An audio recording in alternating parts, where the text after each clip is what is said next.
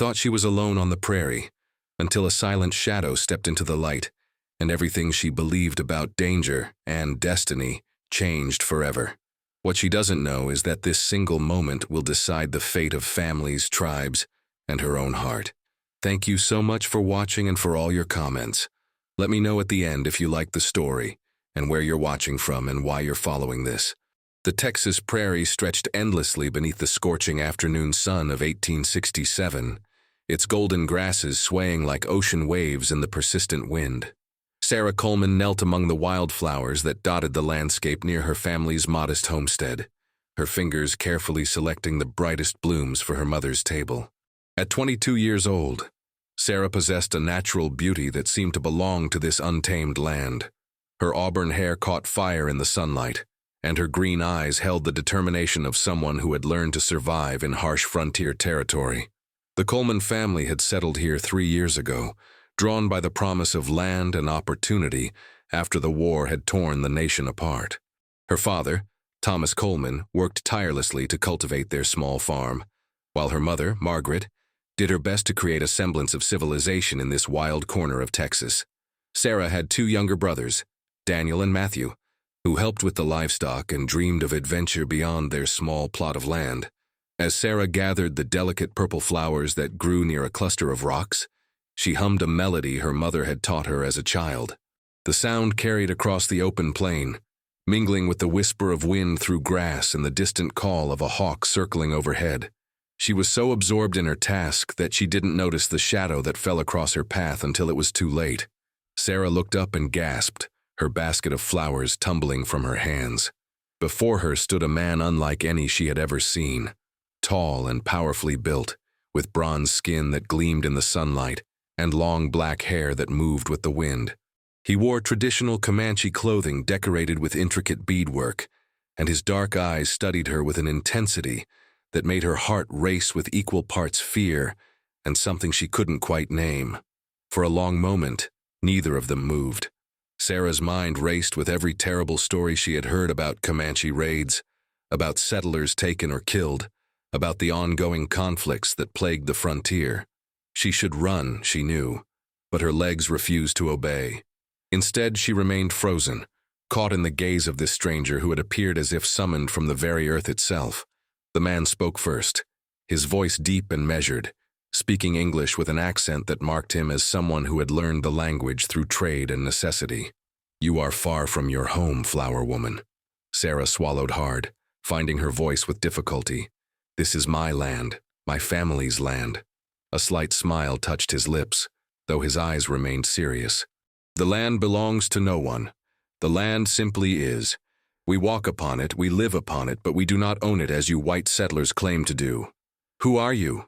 Sarah managed to ask, her voice steadier now despite the thundering of her heart. "I am Dakota of the Penateka Band. My people call me chief, though that is your word, not ours. I lead my people as my father did before me, and his father before him." He gestured to the flowers scattered at her feet. "You gather these. Why?" Sarah glanced down at the spilled blooms, then back at him. Something in his demeanor suggested he meant no immediate harm, though she remained cautious. "For beauty, to remind us that even here, in this harsh place, there is something lovely to be found." Dakota studied her for another long moment, then did something unexpected. He knelt and began gathering the fallen flowers, his large hands surprisingly gentle as he collected each bloom. Sarah watched in amazement, unsure what to make of this gesture. When he had retrieved them all, he held the basket out to her. "Beauty should not be wasted," he said simply. Sarah took the basket, her fingers briefly brushing against his. The contact sent an unexpected warmth through her, and she quickly pulled her hand back. "Thank you," she whispered. Dakota stood, towering over her once more. "This land is dangerous for a woman alone. There are others, both of my people and yours, who would not show kindness. You should stay close to your dwelling." "Are you warning me or threatening me?" Sarah asked, finding courage in her curiosity. "I am telling you truth. The world is not always gentle, especially not here, not now. There is much anger between our peoples. Much blood has been spilled on both sides." His expression grew distant, troubled. "Too much blood." Before Sarah could respond, The sound of horses approaching made them both turn. Her father and brothers were riding hard toward them, rifles drawn. Thomas Coleman's face was red with fear and fury as he pulled his horse to a stop, the animal's hooves churning up dust. "Get away from my daughter!" Thomas shouted, leveling his rifle at Dakota. "Father, no!" Sarah stepped between them instinctively, surprising herself with the action. "He hasn't harmed me. He was helping me gather flowers." "Step aside, Sarah," her father commanded, his voice tight with tension. "You don't understand what you're dealing with." Dakota raised his hand slowly, showing he carried no weapon, though Sarah noticed the knife at his belt and knew he could be dangerous if he chose to be. "I mean no harm to your daughter or your family. I came to speak with the white settlers in this region. There are matters that must be discussed." "We have nothing to discuss with Comanche raiders," Daniel spat, his young face twisted with hatred born of fear and stories. "Not all of my people raid your settlements," Dakota replied calmly, though Sarah detected an edge of frustration in his tone. "Just as not all of your people honor the treaties made. But the violence continues, and innocent people on both sides suffer." Thomas kept his rifle aimed at Dakota, but Sarah could see the conflict in her father's eyes. He was a fair man despite his fears. "What is it you want to discuss?" "There is to be a gathering 7 days from now, at the old trading post near the river. The army commander has requested that leaders from both peoples meet to discuss peace. I am here to ensure that settlers in this area know of it, so that no one acts in ignorance and ruins what small chance we have." "And why should we trust you?" Thomas asked, though his rifle had lowered slightly. "You should not," Dakota answered honestly. "Trust is earned through actions, not words. But I am here alone speaking to you rather than raiding your home. That is a beginning." The tension hung thick in the air, broken only by the wind and the nervous stamping of the horses.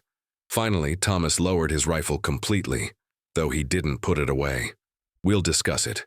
As a family. Now I suggest you leave before someone else sees you here and doesn't give you a chance to explain yourself." Dakota nodded once, then his eyes returned to Sarah. "Remember what I said, flower woman. Stay close to your home. These are dangerous times for everyone." Before anyone could respond, he turned and strode away across the prairie with a grace that spoke of someone completely at home in this landscape. Within moments, he had disappeared into a small draw, leaving Sarah and her family standing in confused silence. "What were you thinking, Sarah?" Thomas finally exploded, his fear manifesting as anger. "He could have killed you, he could have taken you." "But he didn't," Sarah said quietly, still holding her basket of flowers and unable to shake the memory of those dark eyes studying her. "He helped me gather my flowers and warned me to be careful." "That doesn't mean anything," Matthew interjected, though he sounded less certain than Daniel had. "He's Comanche. They're the enemy." "Are they?" Sarah found herself asking. "Or are we all just people trying to survive on the same land, scared of each other?" Her father's expression softened slightly as he looked at his daughter. "The world isn't that simple, Sarah. I wish it were, but it isn't. Now come on, let's get you home before your mother discovers you were out here alone and has both our hides." As they rode back to the homestead, Sarah kept glancing over her shoulder at the prairie behind them, wondering about the Comanche chief who had appeared so unexpectedly in her life. She couldn't explain the strange feeling that had settled in her chest, part fear, part curiosity, and part something else entirely that she didn't dare name. That evening, as the family gathered around their simple wooden table for supper, the encounter dominated the conversation. Margaret Coleman was horrified to learn her daughter had been alone with a Comanche warrior, while Daniel and Matthew argued about whether they should have shot Dakota on sight. "That's enough," Thomas finally said, his voice carrying the weight of command. "What's done is done. The question now is what we do about this gathering," he mentioned. "You're not seriously considering going?" Margaret asked, her face pale with worry. "I'm considering that maybe, just maybe, this is a chance to end some of the violence. God knows we've all seen enough of it." Thomas looked around at his family. The Carsons lost their oldest boy last month in a raid. The Hendersons had their barn burned. And I know for a fact the Army Patrol killed 3 Comanche women and children by mistake 2 weeks ago, thinking they were warriors. This has to stop somehow.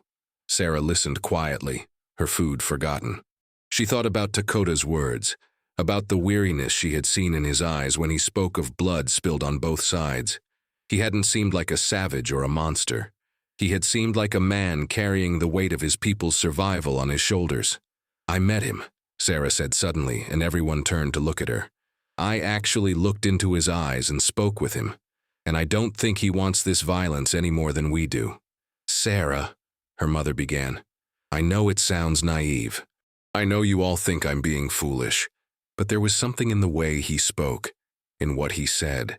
He called me flower woman, and said beauty should not be wasted. Does that sound like someone who wants nothing but death and destruction?" The days following Sarah's encounter with Dakota passed with agonizing slowness. She found herself constantly distracted, her thoughts drifting to the Comanche chief and the strange connection she had felt during their brief meeting. Her mother noticed her daughter's preoccupation and worried constantly, while her father spent long hours discussing the proposed gathering with neighboring settlers. Sarah continued her daily routines, but everything felt different now. When she helped her mother with the washing, she found herself scanning the horizon. When she tended the small vegetable garden behind their house, she listened for sounds beyond the familiar. The prairie that had once seemed simply wild and beautiful now felt alive with possibility and danger in equal measure. 3 days after the encounter, Sarah was drawing water from the well when she noticed something wedged between 2 stones at its base. Her heart quickened as she reached down and pulled out a small bundle wrapped in soft leather. Inside, she found 3 perfect eagle feathers bound together with a strip of rawhide, along with a small carved wooden flower that fit perfectly in her palm. She knew immediately who had left it. The craftsmanship was exquisite, the kind of work that spoke of patience and skill. Sarah held the wooden flower up to the light, marveling at the detail carved into each petal. It was a faithful reproduction of the wildflowers she had been gathering that day. Her fingers traced the smooth surface, and she felt her cheeks flush with warmth. "What's that you've got there?" Daniel's voice startled her, and she quickly closed her hand around the objects. "Nothing. Just something I found," she said, perhaps too quickly. Her brother's eyes narrowed with suspicion. "Sarah, if that Comanche has been around here again, I found it by the well, that's all. I don't know how it got here." The lie felt heavy on her tongue, but she couldn't bear the thought of her family taking these gifts away from her, or worse, using them as an excuse to hunt Dakota down. Daniel looked unconvinced but didn't press further. "Father wants everyone inside before dark. There's been talk of raiding parties moving through the area. Keep close to the house." That night, Sarah lay in her small bed, the wooden flower hidden beneath her pillow. She ran her fingers over its smooth surface in the darkness, wondering what it meant. Was it simply a kind gesture, or did it signify something more? And why did the thought of seeing Dakota again make her heart race with anticipation rather than fear? The next morning brought news that changed everything. A rider came to the homestead at dawn, his horse lathered with sweat from hard riding. Sarah and her family rushed out to meet him, fearing the worst. "There's been an attack," the rider gasped, accepting the water Margaret offered him. "The Morrison Ranch, about 10 miles south. Comanche raiders hit them just before dawn. The family's alive, but they lost most of their livestock and the ranch house is burned." Thomas's face hardened. "How many raiders?" Morrison said maybe 8 or 10. They came fast and left faster, heading west toward the hills. The rider looked around at the gathered family. "Every able-bodied man is being called to join a militia group. We're meeting at the Henshaw place in 2 hours. The Army patrol is supposed to meet us there, and we're going after them." Sarah felt her stomach drop. She watched her father's expression shift from shock to grim determination, and she knew what he was going to say before he spoke. "I'll be there. Daniel, Matthew, you'll stay here and protect your mother and sister." "But father," Daniel protested. "No arguments. I need to know they're safe while I'm gone." Thomas turned to Margaret, taking her hands in his. "Keep the rifles loaded and stay inside. I'll be back as soon as I can." As her father prepared to leave, Sarah pulled him aside, her hand gripping his arm tightly. "Father, what about the gathering? What about the chance for peace?" Thomas looked at his daughter with sad eyes. "That's 4 days away, Sarah. Right now, people are hurting and scared.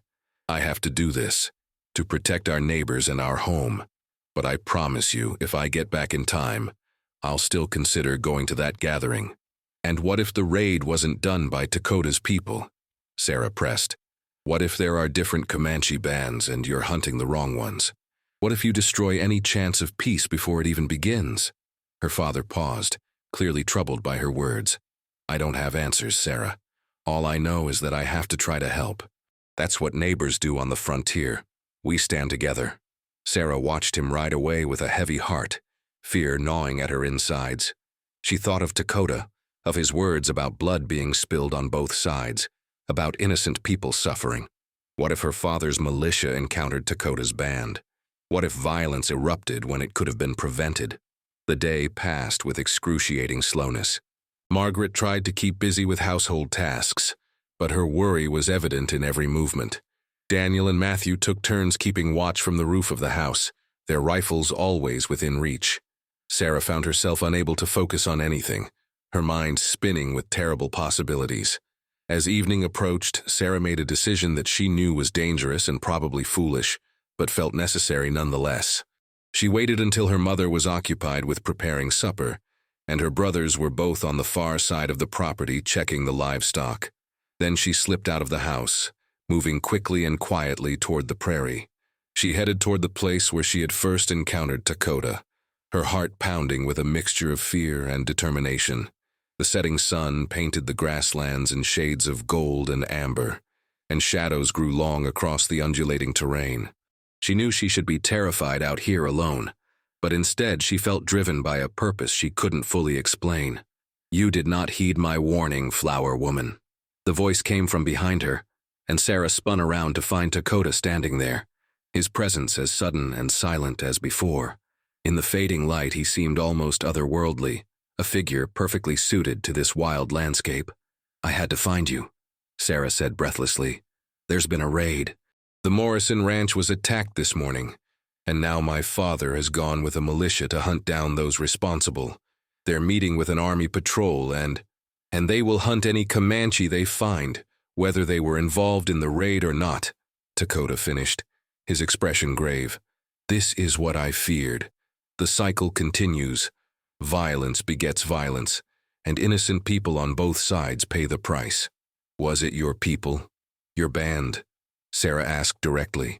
Dakota's eyes met hers with fierce intensity. No, my people are camped 15 miles north of here, preparing for the peace gathering. We have not raided since the invitation came from the army commander. But there are other bands, warriors who do not trust the white man's promises and will not attend any gathering.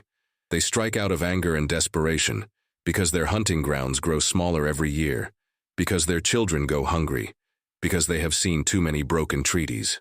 I don't want my father to die, Sarah said, her voice breaking. And I don't want innocent people to die either, on either side.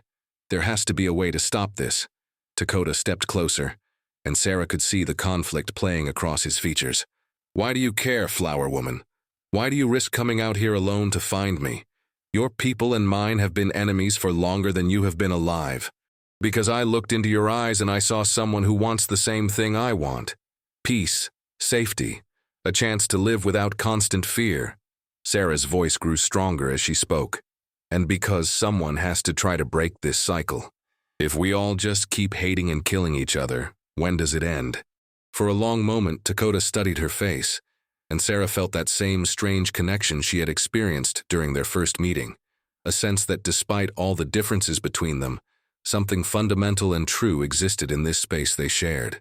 You are either very wise or very foolish, Dakota said finally, though his tone held a note of admiration. Perhaps both. Come, we must move quickly. I will take you to my camp, and you will speak with our council.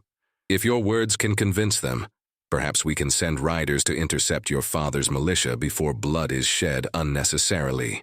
You would take me to your camp? Won't your people? My people will do as I say because I am their chief and they trust my judgment. But I warn you, flower woman, not all will be happy to see a white settler in our midst. You must be brave and speak from your heart, as you have done with me. Sarah nodded, her mind reeling at what she was agreeing to, but knowing she had no other choice. My name is Sarah Coleman. I would prefer if you called me by my name rather than flower woman. A slight smile touched Dakota's lips. Sarah, he repeated. her name sounding different in his accent. It means princess in the Hebrew tongue, does it not? A fitting name. Come, we have far to go and little time. Can you ride? Of course I can ride. I'm a Texas settler's daughter. Dakota whistled softly, and a magnificent paint horse appeared from behind a rise in the prairie, its coat a striking pattern of brown and white. He swung up onto the animal's back with fluid grace, then extended his hand down to Sarah. She hesitated only a moment before taking it, allowing him to pull her up behind him. "Hold on," he instructed, and Sarah wrapped her arms around his waist as the horse sprang forward into a gallop. They rode hard across the darkening prairie, the wind whipping Sarah's hair back from her face. She had never experienced anything like this, the power of the horse beneath them, the strength of the man she held onto, the vast openness of the land flying past. Despite the danger and uncertainty ahead, she felt more alive than she ever had in her 22 years. As they rode, Dakota spoke over his shoulder, his voice carrying back to her. "You should know that what you are doing is dangerous beyond measure. If your people discover you have gone to a Comanche camp willingly, they may never forgive you. If my people decide you are a threat or a spy, I may not be able to protect you." "I understand," Sarah called back. "But if I don't try and people die who didn't have to die, I could never forgive myself." She felt rather than saw his nod of approval, and his voice came back quieter, more personal. "You are unlike any white woman I have encountered, Sarah Coleman. You have courage that goes beyond foolishness into something I do not yet have words for. And you are unlike any Comanche warrior I was told to fear," Sarah responded, "though I suppose I've only really met one, so my experience is limited." She felt his body shake slightly with what might have been laughter, and the sound made something warm bloom in her chest despite the cold wind and the danger ahead. They rode for over an hour, the landscape gradually changing from open prairie to more broken terrain with scattered trees and rocky outcroppings. Finally, as full darkness settled over the land and stars began to appear overhead, Sarah saw the glow of campfires ahead. Dakota slowed the horse to a walk as they approached the camp, and Sarah felt her nervousness return in full force. She could see teepees arranged in a loose circle, hear the sounds of people talking and moving about their evening tasks. As they entered the camp, those sounds gradually ceased as people noticed their arrival, or more specifically, noticed the white woman seated behind their chief. Dakota dismounted first, then helped Sarah down. She was immediately aware of dozens of eyes upon her, expressions ranging from curiosity to hostility.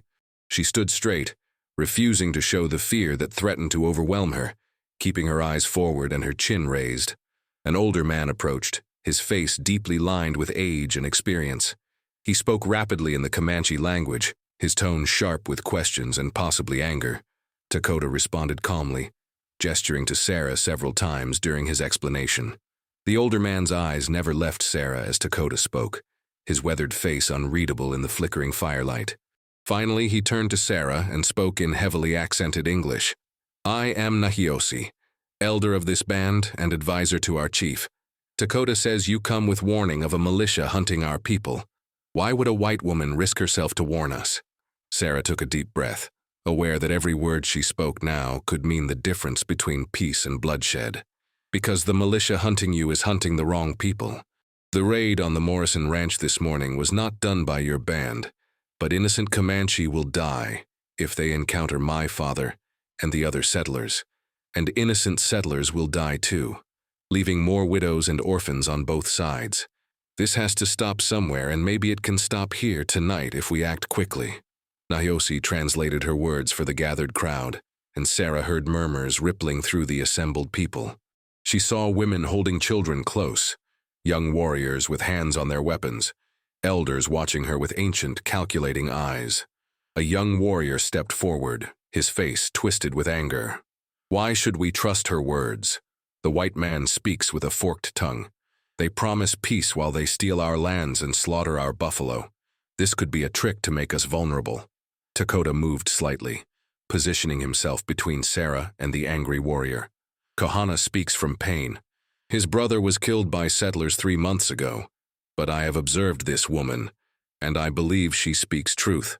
She came alone into the darkness to find me, risking everything to prevent bloodshed. That is not the action of someone seeking to deceive. Or it is the action of a clever spy, another voice called out from the crowd. Sarah felt the situation slipping away, felt the suspicion and anger in the air like something tangible. She stepped forward past Dakota's protective stance and raised her voice to address the entire camp. You're right to be suspicious. You're right to be angry. Your people have been betrayed and killed and pushed from your lands. I cannot undo those wrongs, and I cannot promise that my people will suddenly become trustworthy. But I can promise you this: I am not your enemy. I came here tonight because I met your chief, and I saw in his eyes the same thing I feel in my own heart: exhaustion from the violence, hope for something better, and the courage to try to change what seems unchangeable. She paused, looking around at the faces watching her. In 4 days, there is supposed to be a gathering for peace. If blood is spilled tonight between the militia and your people, that gathering will never happen. The chance for peace will die before it even begins. So I am asking you, help me stop this. Send riders to find the militia and explain that your band was not involved in the raid. Give peace one chance to survive. Nahiosi studied her for a long moment, then spoke quietly to Dakota in their language. The chief responded, and Sarah watched as the two men engaged in what was clearly a serious discussion. Finally, Nahiosi turned back to address the crowd, speaking in Comanche. When he finished, there was a moment of heavy silence before people began to disperse, some nodding, others shaking their heads in disagreement. The council will meet and decide, Nahiosi told Sarah. You will wait here. Dakota will see that you are safe. As the elder walked away toward one of the larger teepees, Sarah felt her legs suddenly weak with the release of tension. Dakota touched her elbow gently, guiding her toward a small fire away from the center of the camp. You spoke well, he said quietly as they sat down, with courage and truth. Not all are convinced, but you have given them something to consider beyond their anger and fear. Sarah wrapped her arms around herself, suddenly aware of the cold night air and the enormity of what she had done. What if they decide not to help? What if the militia finds your camp before the council makes a decision? Then we will face what comes, as we always have. Dakota's voice was steady, but Sarah could hear the underlying tension. He retrieved a blanket from nearby and draped it around her shoulders. But I believe Nahiosi will convince the council. He is wise and sees further than most. He understands that this may be our last chance for peace before the army decides to drive us from these lands entirely.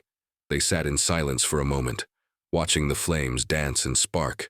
Sarah became acutely aware of Dakota's presence beside her, of the way the firelight played across his strong features, of the quiet strength that seemed to radiate from him. Why did you leave the gifts at my well? She asked suddenly, pulling the wooden flower from her pocket where she had carried it. The eagle feathers and this beautiful carving. Dakota looked at the wooden flower, and Sarah saw something soften in his expression. Among my people, such gifts have meaning. The eagle feathers represent honor and courage. The flower, I carved it because I could not stop thinking about the woman gathering wildflowers on the prairie, who looked at me without the hatred I usually see in white faces, who spoke to me as a person rather than as a savage to be feared or destroyed. Sarah's heart quickened at his words. I couldn't stop thinking about you either, she admitted quietly. My mother thinks I've lost my mind, spending so much time staring at the horizon. My brothers think the encounter frightened me so badly that I've become distracted. But the truth is, I kept hoping you would appear again. That is dangerous thinking, Sarah Coleman. But Dakota's voice held warmth rather than warning. You know as well as I do that there can be nothing between us. Our peoples are enemies.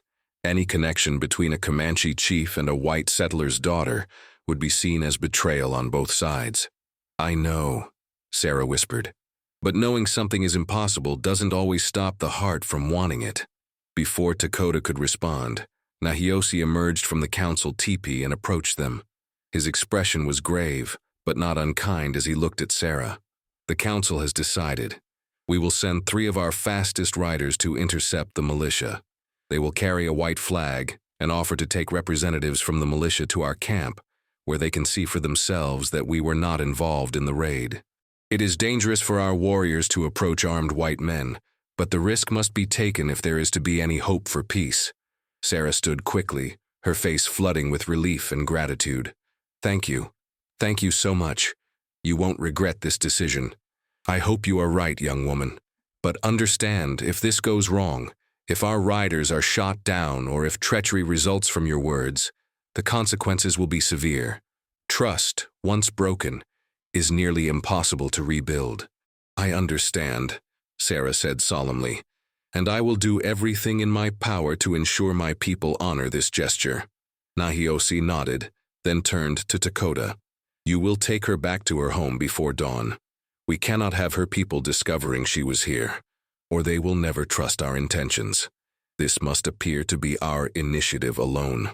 As Nahiosi walked away to organize the riders, Dakota stood and looked at Sarah. He is right. We must leave soon if I am to get you back before you are missed. But first you should eat something and rest for a short while. It will be a hard ride. Sarah followed him to another fire where an older woman was cooking a stew in a large pot. The woman looked at Sarah with curiosity but no hostility, and she ladled out a generous portion into a wooden bowl. The food was unfamiliar but warming, and Sarah realized she hadn't eaten since morning. As she ate, she watched the camp around her with new eyes. She saw mothers tending to children, men repairing weapons and tools, elders telling stories around fires. These were not the savage raiders of frontier nightmares. These were people, families trying to survive in an increasingly hostile world, clinging to their way of life as it was being systematically destroyed. A small girl, perhaps 5 or 6 years old, crept closer to Sarah, her dark eyes wide with curiosity. She reached out tentatively to touch Sarah's auburn hair, so different from her own black braids.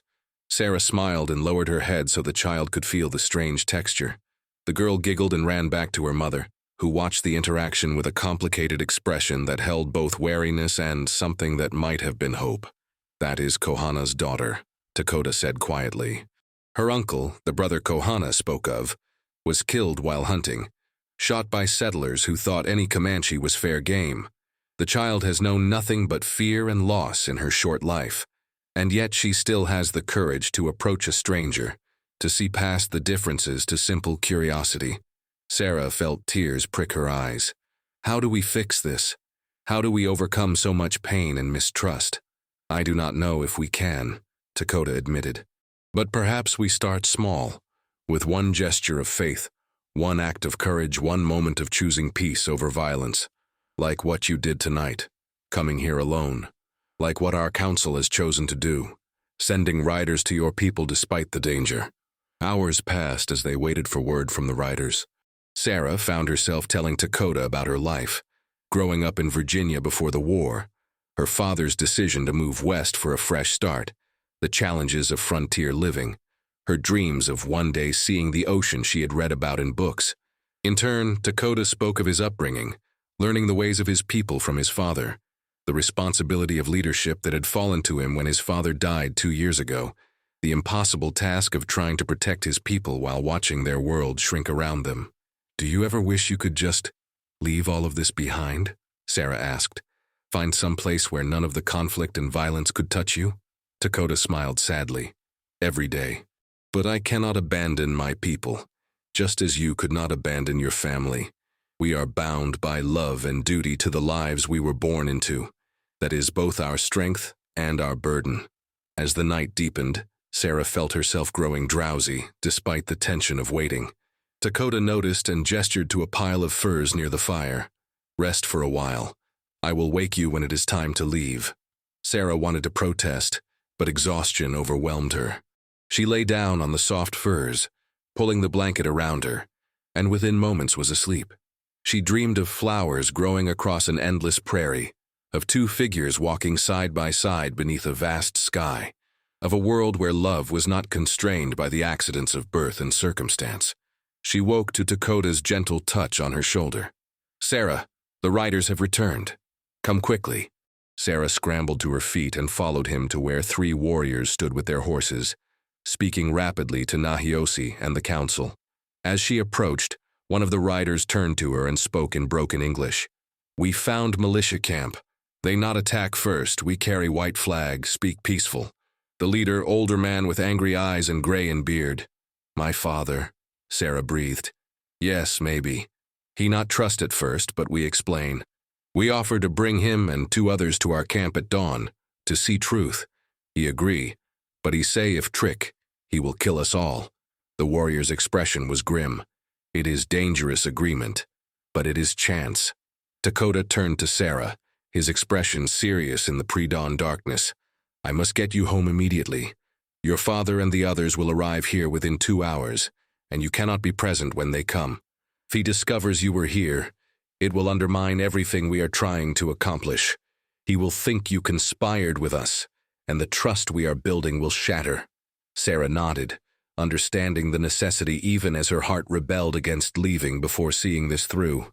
But what if something goes wrong? What if the militia doesn't believe you even after seeing your camp? Then we will face that challenge when it comes. But you have done all you can do, Sarah. You brought the warning that allowed us to act. Now you must trust that the seeds you planted will grow. Dakota placed his hand briefly on her shoulder, and even through the blanket she felt the warmth of his touch. Come, we ride now. They said quick farewells to Nayosi, who clasped Sarah's hand in both of his weathered ones. You have shown great courage, young woman. Whatever happens in the days ahead, know that you have given peace a fighting chance. That is no small thing. Sarah and Dakota mounted his horse once more, and they rode hard through the darkness, racing against the approaching dawn. The prairie was a shadowy landscape of shapes and sounds, and Sarah held tight to Dakota's waist as the powerful paint horse carried them swiftly toward her family's homestead. As they rode, Sarah's mind spun with questions and fears.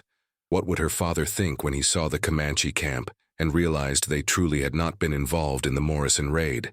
Would it be enough to change his mind about attending the peace gathering? And what of her own feelings for the man she clung to now, this Comanche chief who had awakened something in her that she had never expected to feel? They were perhaps a mile from the Coleman homestead when Dakota suddenly pulled the horse to a stop. In the growing light of dawn, Sarah could see the buildings of her family's property ahead. Dakota dismounted and helped her down, his hands lingering on her waist for just a moment longer than necessary. This is where I must leave you, he said quietly. You can walk the rest of the way and tell your family you rose early and went for a walk. They will be angry, but they will not suspect the truth. Sarah looked up at him, suddenly desperate to say so many things but unsure how to express any of them. Dakota, I know, he interrupted gently. I feel it too, this impossible thing that has grown between us in such a short time. But we must both be wise enough to recognize that acting on such feelings would destroy any chance for peace between our peoples. You understand this, yes? Understanding something and accepting it are 2 different things, Sarah said, her voice thick with emotion. In another world, in another time, but we live in this world, in this time, Dakota said, though his eyes betrayed the same longing Sarah felt. And we must be strong enough to do what is right, rather than what we wish we could do. He reached into his shirt and pulled out a small leather cord from which hung a single turquoise stone, smooth and brilliant blue even in the dim light. This belonged to my mother. It is said to provide protection and bring good fortune. I want you to have it, to remember that not all meetings between our peoples must end in violence or sorrow. Some can end in understanding and hope. Sarah took the necklace with trembling fingers, closing her hand around the warm stone. I will treasure it always. And Dakota, she paused, gathering her courage. When the peace gathering happens in 3 days, will you be there? I will be there. It is why I have risked so much, why my people have risked so much. We must try, even if the odds of success are small. He mounted his horse again, looking down at her one last time. Goodbye, Sarah Coleman. Whatever the future brings, know that you have shown me that bridges can be built between even the most divided peoples. That is a gift I will carry with me always. Not goodbye, Sarah said firmly. I'll see you at the gathering.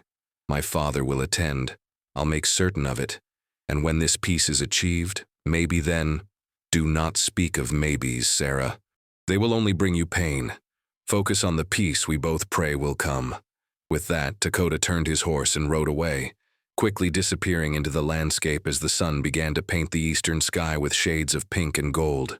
Sarah stood alone on the prairie, clutching the turquoise necklace to her heart, and allowed herself one moment of grief for the impossibility of what she felt.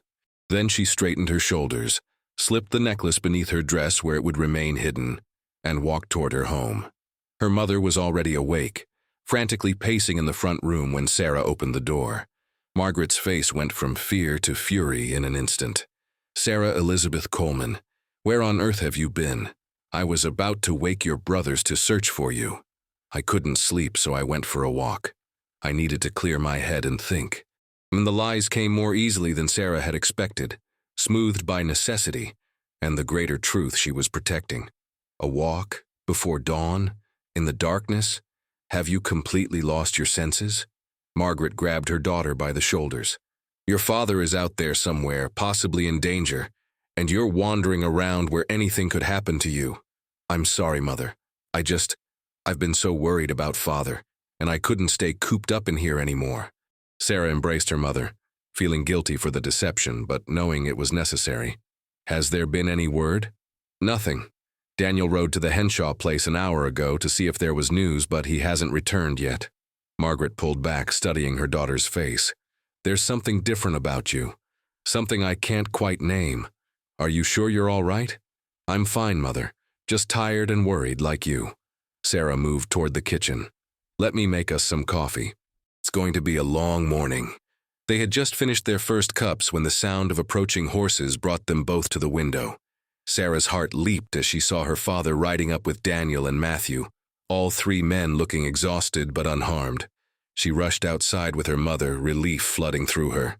Thomas dismounted heavily, his face showing the strain of a sleepless night. But there was something else in his expression, too.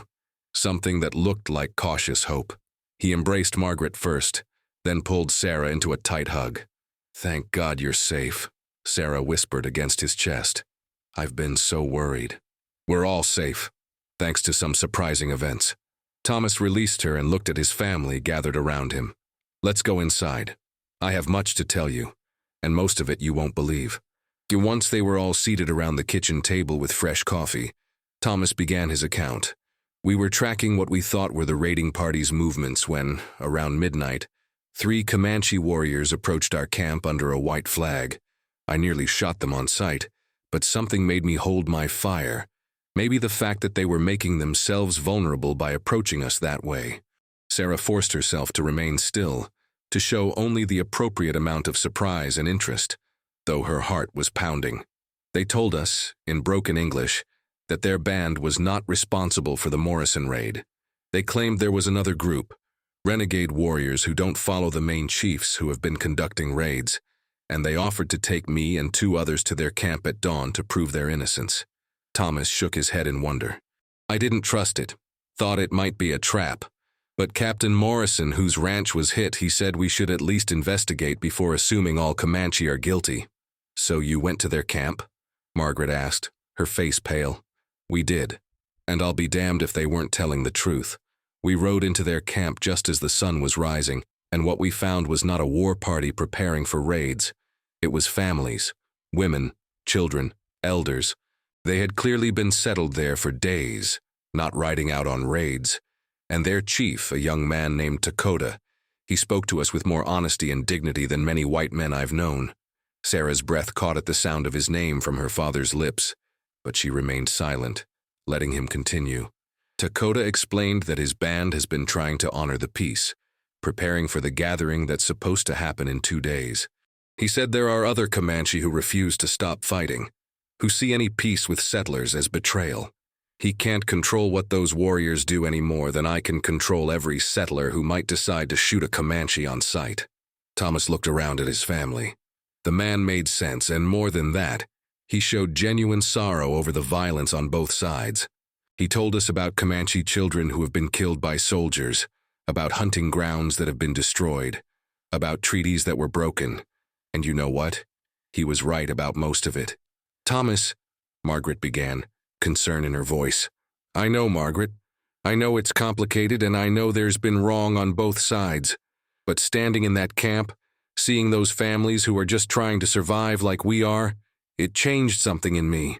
Dakota asked if I would speak at the peace gathering, share what I saw, help convince other settlers that his band is genuinely trying for peace.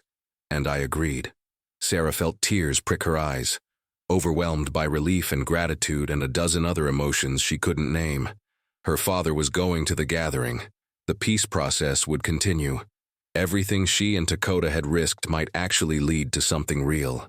"I'm proud of you, Father," she said quietly, "for being brave enough to see past the hatred and fear." Thomas looked at his daughter with curiosity. "You know, when Dakota was speaking to us, he said something strange. He said, 'There are those among your people who already understand that we can live side by side without destroying each other. They have the courage to hope for something better.'" It was almost like he was talking about someone specific. Made me wonder if he'd had other encounters with settlers that went better than most. Sarah felt her face flush but met her father's eyes steadily. Maybe he has. Maybe there are more people on both sides who want peace than we realize. We just haven't given them a chance to speak up. The next 2 days passed in a flurry of activity. Thomas rode to neighboring homesteads, sharing his experience and encouraging others to attend the peace gathering. Not everyone was convinced. Some, like the Hendersons, refused to consider any peace with the Comanche after their losses.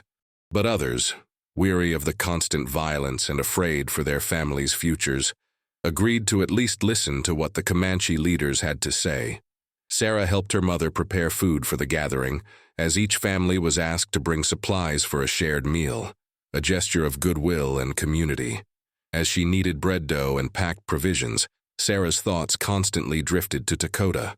She wore his mother's turquoise necklace hidden beneath her dress, and sometimes she would touch it through the fabric, drawing strength from its presence.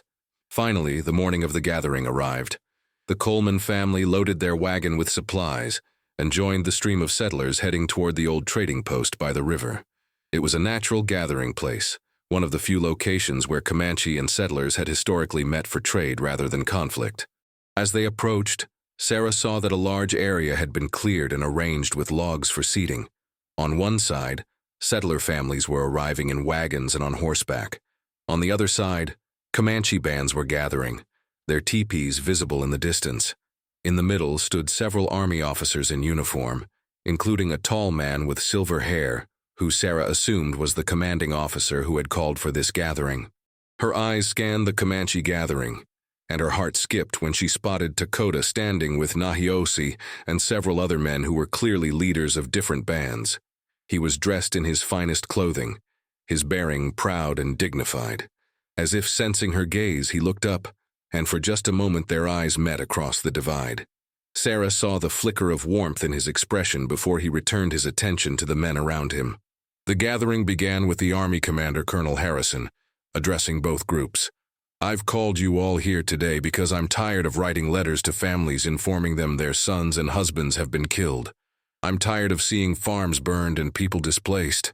I'm tired of a war that benefits no one and destroys everyone. Both sides have legitimate grievances. Both sides have suffered losses.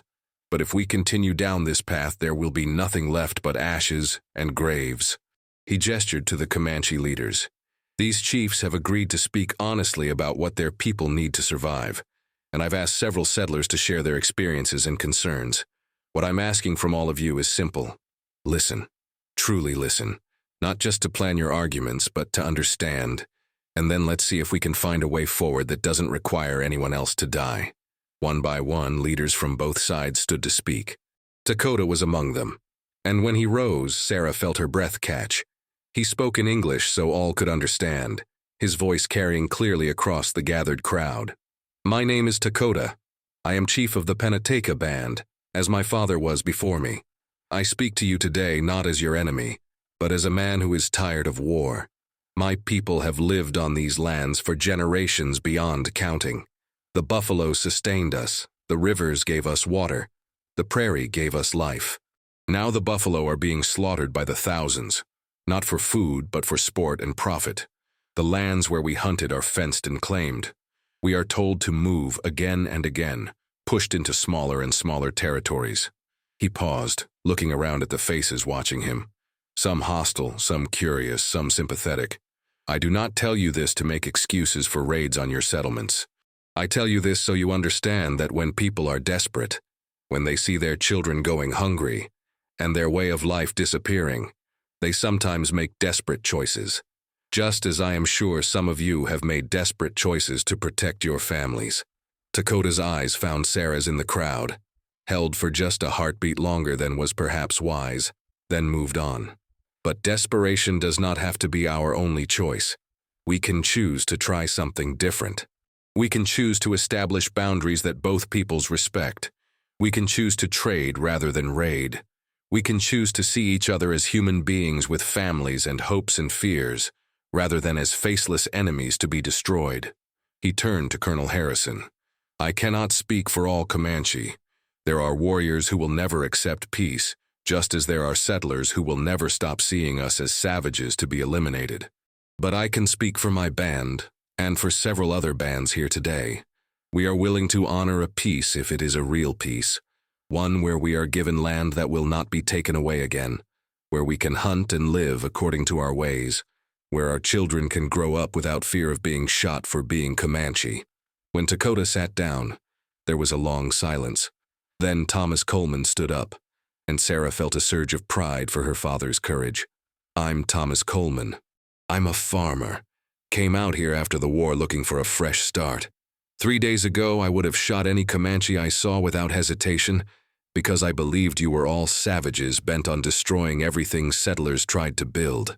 He paused, his voice thick with emotion. Then I met Chief Dakota and saw his camp. I saw families, not war parties. I saw people trying to survive, just like my family is trying to survive. And I realized that my fear and hatred were blinding me to the possibility that we might all be better off if we stopped killing each other and started trying to coexist.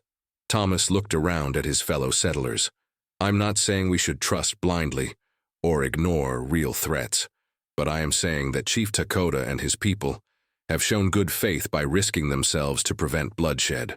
They deserve a chance to prove that peace is possible. And we deserve a chance to live without constant fear for our families. So I'm standing here today to say, I support trying to establish a real peace, with real boundaries and real respect on both sides. More speeches followed, some hopeful, some skeptical, some openly hostile. But gradually, through hours of talking and listening, a framework began to emerge. Specific territories would be designated for the Comanche bands willing to honor the peace. Settlers would agree not to hunt or settle in those territories. Trading posts would be established, where goods could be exchanged peacefully. Army patrols would work to protect both Comanche and settlers from renegade warriors or hostile settlers who refused to honor the agreement. It wasn't perfect, and everyone knew it. But it was a beginning, a fragile thread of possibility in a landscape that had known primarily violence and distrust. As the sun began to set, Colonel Harrison called for the shared meal that would seal the agreement symbolically. Families from both sides came forward with food, and gradually, tentatively, people began to mingle.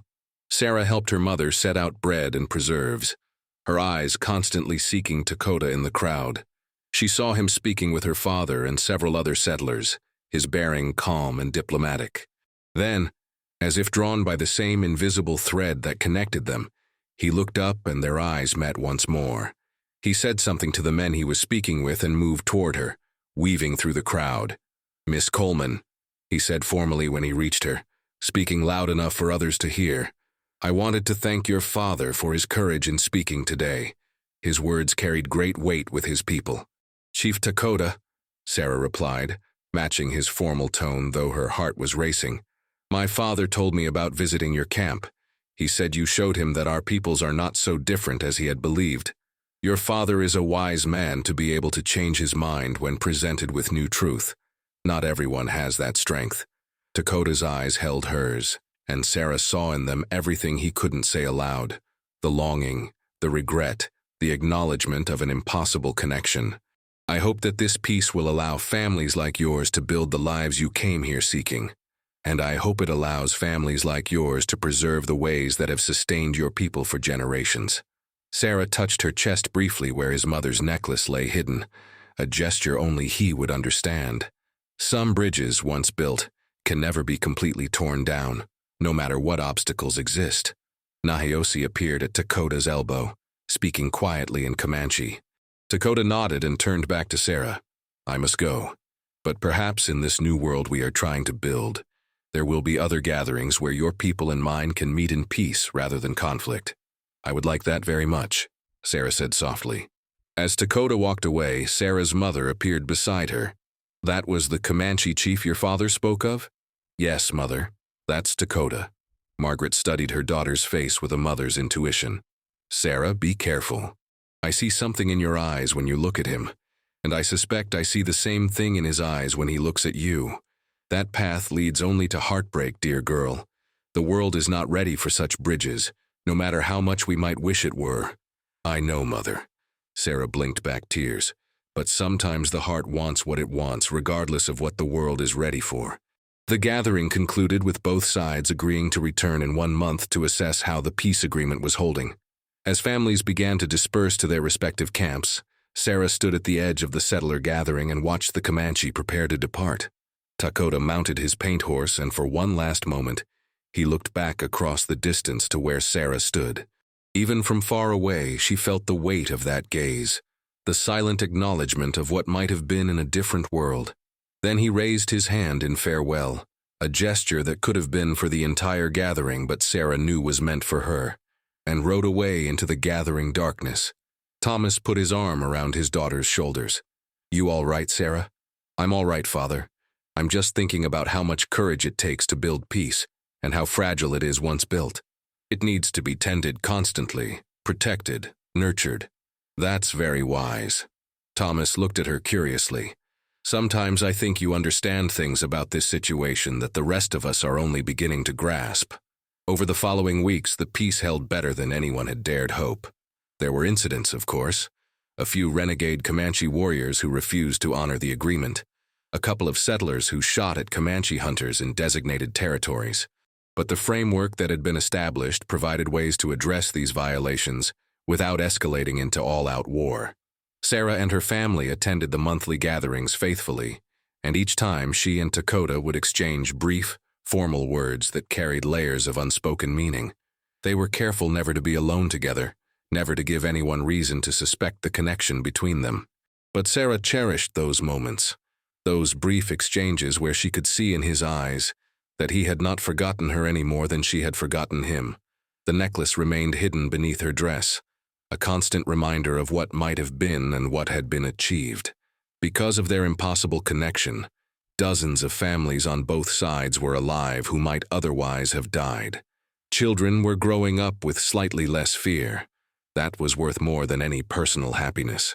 On a bright morning in late autumn, 6 months after the original gathering, Sarah was once again picking wildflowers on the prairie, but this time with her mother's blessing and her father's rifle nearby for protection.